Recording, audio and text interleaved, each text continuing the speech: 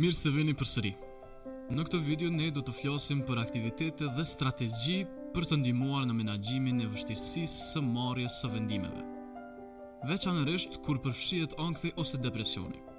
Nëse e gjeni veten duke u mbërthyer në një cikël pa vendosmërie, këto teknika mund t'ju ndihmojnë të krijoni besim dhe të esni përpara me qartësi më të madhe. Sfidoni mendimet negative me prova. Për të shliruar nga paragjykimi i konfirmimit, përpiquni të sfidoni mendimet tuaja negative me prova të balancuara.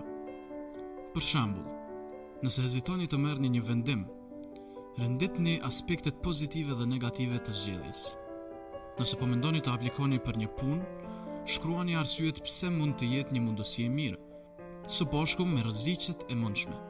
Duke parë të dyja anët, mund të parandaloni veten nga ngecja në të menduarit negativ dhe të filloni ta shikoni vendimin në mënyrë më objektive. Kufizoni sasinë e informacionit që kërkoni. Paragjykimi i konfirmimit mund të ushqehet duke kërkuar vazhdimisht informacione që konfirmojnë frikën ose besimet tuaja negative. Për ta menaxhuar këtë, përpiquni të kufizoni sasinë e informacionit që mbledhni përpara se të merrni një vendim. Vendosni një kufi kohor për kërkimin tuaj, ndoshta 20 minuta. Dhe më pas vazhdoni të bëni zgjedhjen. Kjo mund të parandalojë ciklin e pafundit të menduarit dhe të zvoglojë presionin e përpjekjes për të gjetur zgjedhjen perfekte.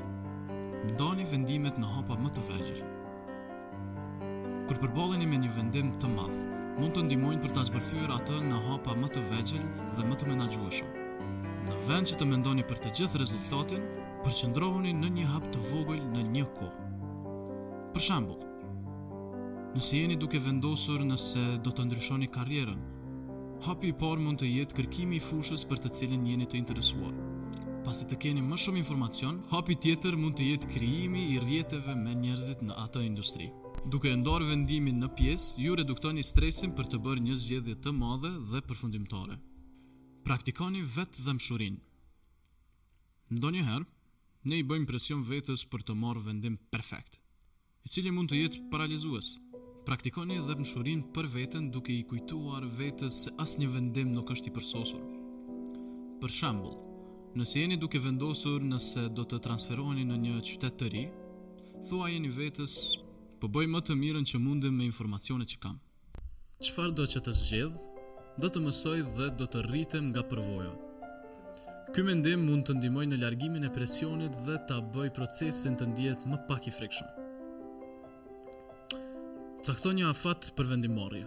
Për të shmangur pavendosmërinë e pafundme, vendosni një afat specifik për marrjen e vendimit tuaj. Për shembull, thuajini vetes se do të vendosni nëse do të pranoni një ofertë pune brenda 48 orëve. Duke i dhënë vetes një afat konkret, ju ndihmon të shmangni mendimet e tepërta dhe ju detyron t'i besoni gjykimit tuaj.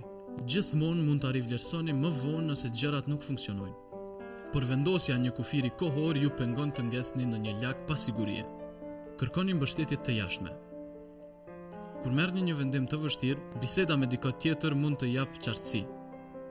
Kontaktoni një mik të besuar ose një antar të familjes dhe shpjegoni procesin tuaj të mendimit. Ata mund të ofrojnë një perspektivë të re që ju ndihmon ta shihni situatën në një këndvështrim tjetër.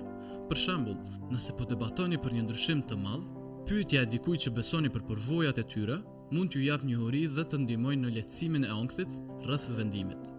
Përqendrohuni në vlerat tuaja, jo vetëm në rezultatet. Ndonjëherë ne përqendrohemi aq shumë në rezultatin e një vendimi, saqë harrojmë vlerat tona dhe ato që ka vërtet rëndësi për ne.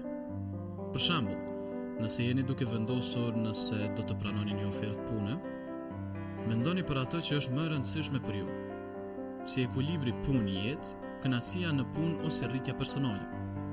Marrja e vendimeve bazuar në vlerat tuaja thelbësore mund t'ju ndihmojë t'ju drejtoni më shumë besim, në vend që të nxiteni vetëm nga frika ose shqetësimi për pasojat e mundshme. Duke i përfshirë këto aktivitete në procesin tuaj të vendimmarrjes, ju mund të zvogloni pasigurinë dhe ankthin që vjen me marrjen e zgjedhjeve.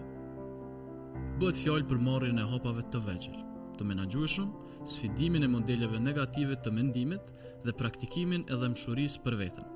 Faleminderit që ndoqët këtë video dhe vazhdoni të qëndroni në faqen shëndetimendor.org.